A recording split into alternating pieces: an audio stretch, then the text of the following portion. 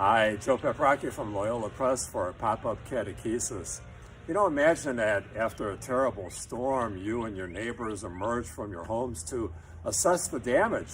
Relief workers and first responders are everywhere, but everything is in chaos. And in order to figure out how to get the help that you need and your family and your neighbors need, you would no doubt flag down a first responder or a relief worker and ask the following questions. Who's in charge of the relief efforts?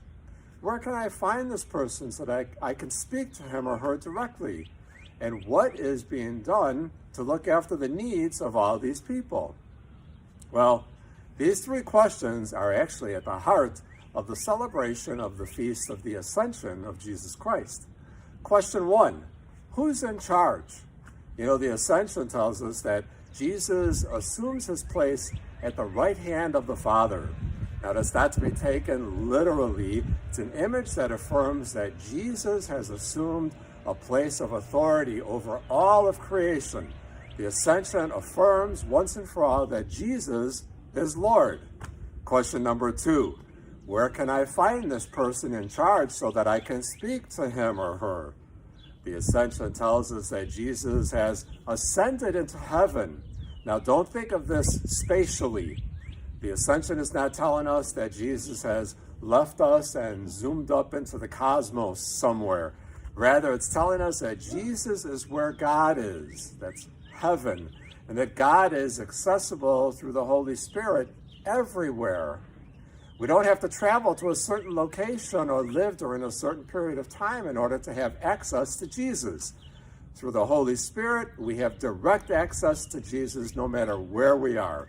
And finally, question number 3, what's being done to tend to the needs of all these people?